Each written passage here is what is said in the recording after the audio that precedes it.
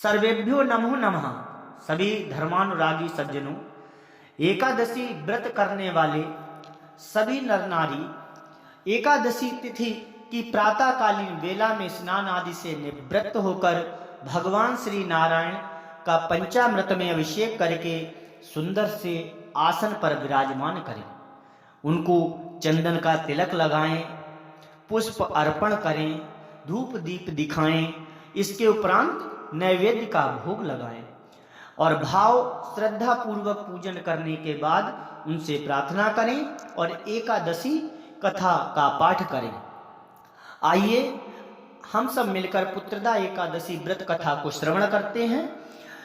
द्वापर युग में धर्मराज युधिष्ठिर जी ने भगवान श्री कृष्ण से कहा, हे गोविंद, आप ये बताएं कि पौष मास शुक्ल पक्ष एकादशी का क्या नाम है, इसको करने की क्या विधि है और कौन से देवता की पूजा की जाती है।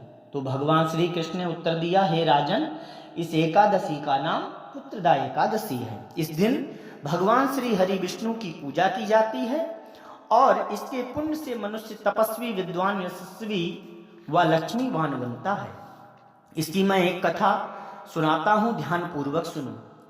भद्रावती नगरी में सुकेतुमान नाम का एक राजा राज्य करता था। उसके कोई पुत्र नहीं था। उसकी स्त्री का नाम सभ्या था। वह संतानहीन होने के कारण सदैव चिंतित रहा करती थी। पुत्रहीन राजा के पितृ रो रो कर पिंड लेते और सोचते थे कि इसके बाद हमको कौन पिंड देगा।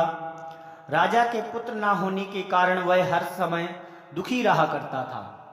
उसे अपने बंधु बांधव, धन, हाथी, घोड़े, राज्य तथा वैभव आदि सभी अर्थहीन प्रतीत होते थे।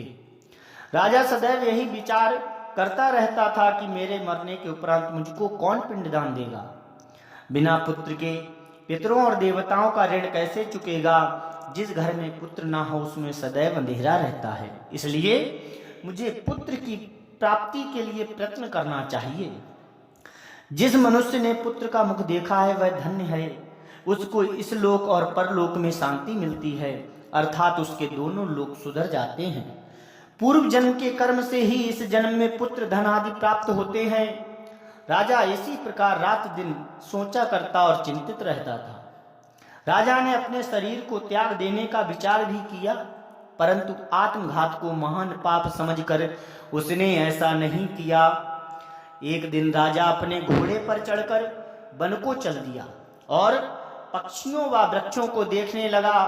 उसने देखा कि वन में मृग, व्याघ्र, सुअर, सिंह, बंदर आदि अपने बच्चों के साथ भ्रमण कर रहे हैं।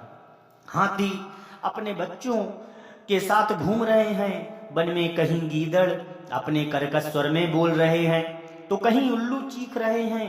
वन के इन दृश्यों को देखकर राजा को अपने पुत्रहीन होने का दुख और अधिक पीड़ा देने लगा। इसी उदासी और सोच विचार में दोपहर हो गई। वह विचार करने लगा कि मैंने कई यज्ञ किए, ब्राह्मणों को सुंदर भोजन दिया और दान देकर तृप्त किया, फिर भी यह दुख मुझे क्यों प्राप्त हुआ है। प्यास के मारे अत्यंत दुखी राजा पानी की तलाश में इधर उधर घूमने लगा। थोड़ी दूर पर राजा ने एक सरोवर देखा। उस सरोवर में कमल खिल रहे थे तथा सारस, हंस, मगरमच्छ आदि विहार कर रहे थे। सरोवर के चारों तरफ मुनियों के आश्रम थे। उस समय राजा के दाहिने अंग फड़कने लगे। राजा शुभ संकेत समझकर घोड़े से उतरकर मुनियों को दंडवत प्रणाम करके उनके सम्मुख बैठ गया। राजा को देखकर मुनियों ने कहा, हे राजन, आप यहां क्यों आए हैं, यह सब मुझसे कहो।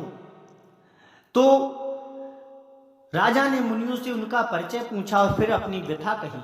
मुनि बोले, हे राजन, पुत्र की इच्छा करने वाले को उत्तम संतान देने वाली पुत्रदा एकादशी है। हम लोग विश्वदेव हैं और इस सरोवर पर स्नान करने आए हैं। इस पर राजा बोला, हे मुनीश्वर, यदि आप मुझ पर प्रसन्न हैं तो एक पुत्र का वरदान दीजिए। मुनि बोले, राजन, आज पुत्रदा एकादशी है, आप इसका व्रत करें। भगवान की कृपा से आपके अवश्य ही पुत्र होगा। मुनि के वचनों के अनुसार राजा ने उस दिन वहीं एकादशी का व्रत किया और द्वादशी का पारायण किया। मुनियों को प्रणाम करके अपने महल को वापस चला आया।